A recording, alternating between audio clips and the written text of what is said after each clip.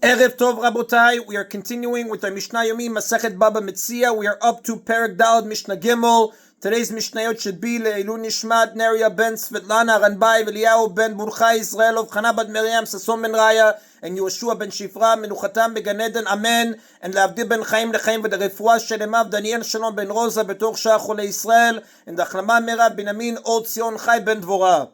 The rest of this chapter deals with the prohibition of ona'ah, price fraud, in sales. This means that one may not take advantage of someone who does not know the true price of an item by selling it to him for more than the market value or buying it from him for less than the market value.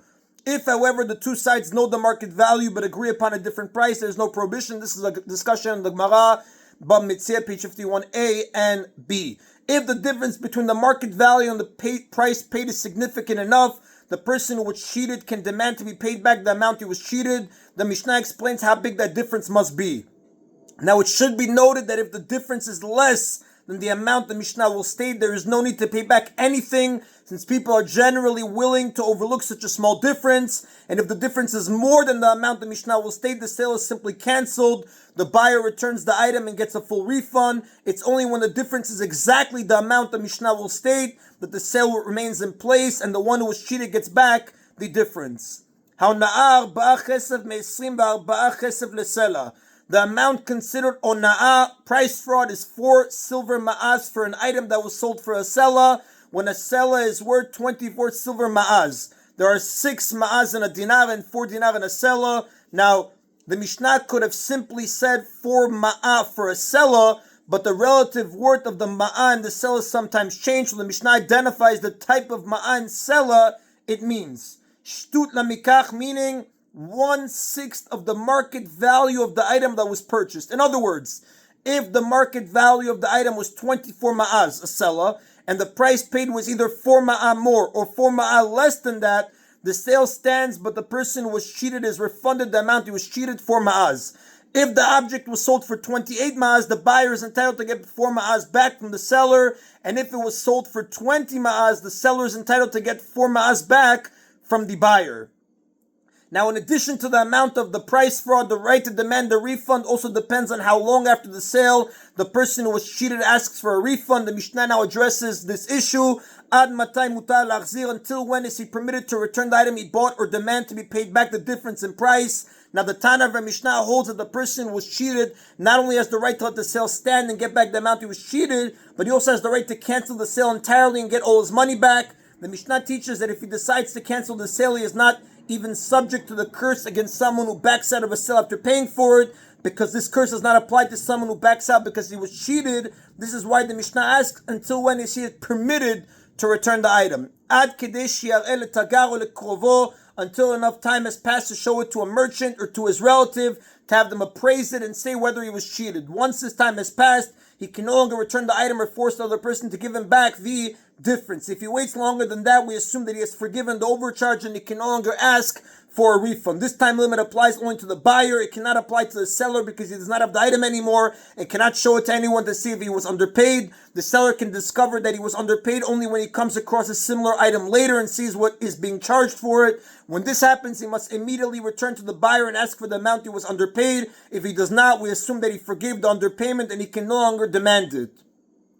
Another Tana disagrees with these rules. Hora Rabbi Talfon belod. Rabbi Talfon ruled in Lod, ha'ona'ah shmona chesed lesela. The amount of ona'ah that one must pay back is 8 silver ma'az for an object worth a selah. This is double the amount of the previous Tana. Shlish lamikach, which is a third of the purchase price. V'samchu tagare Lod. And the merchants of Lud were happy with this ruling because they could charge up to a third more than the market value without having to give back the difference. Amar lem, but the Rabbi Talfon told them, that a buyer who is overcharged is allowed to return the object for the entire day on which he bought it. Amrulu, they said to Rabbi Talfon, Yaniach lanu Rabbi Talfon bimkomenu. Rabbi Talfon should leave us as we were before his rulings. V'chazru li'divrei chachamim, and they went back to their previous practice, which followed the words of the sages, the first Tana. The merchants of Lud preferred the arrangement of the sages, which gave the buyer less time to make a claim, even though they can get away with overcharging only up to 1/6 above market value, as the Gemara says in page 50b in Bava Metzia. And the Rav tells us, Rabbi Talfon, the Lachat does not follow the opinion of Rabbi Talfon. That is then the Mishnah Gimel. Mishnah Dal teaches who is subject to the laws of onah, of price fraud. Echad halokeach ve'echad hamocher yesh lahen onah. Both the buyer and the seller are subject to the laws of price fraud if they cheat each other by overcharging or underpaying by an amount equal to a sixth of the item's value. The other side can demand a refund. How much of a refund they can demand will be discussed at the end of this Mishnah. Kishem shona la'edyot kach ona la'tagar. Just as the laws of price fraud apply to an ordinary person, so too they apply to a merchant. Although a merchant is usually aware of the market value of the item he bought or sold, we do not assume that he forgave the amount of price fraud. Rabbi Yehuda says, the laws of price fraud do not apply to a merchant because he knows the market value of the object and presumably forgave the amount of the price fraud. Now the Mishnah speaks of a merchant whose business is to buy from suppliers and immediately resell the merchandise to others. We assume that when such a merchant sells cheaply, he did not make a mistake about the price, rather he sold at less than market value because he needed cash immediately to buy other merchandise. He now regrets that decision and is therefore claiming price fraud. According this applies only to a merchant who sold merchandise. Even Rabbi Yehuda agrees, however, that if a merchant bought for more than market value, he has a claim of price fraud. And the Rav tells us, that the does not follow the opinion of Rabbi Yehuda. The Mishnah now explains how much of a refund can be demanded. The person upon whom the ona'ah was imposed, the wrong party, has the upper hand in terms of how to settle the matter. For example, if the buyer was overcharged, if he wishes, he can say, give me back all my money and I will give you back the item I bought.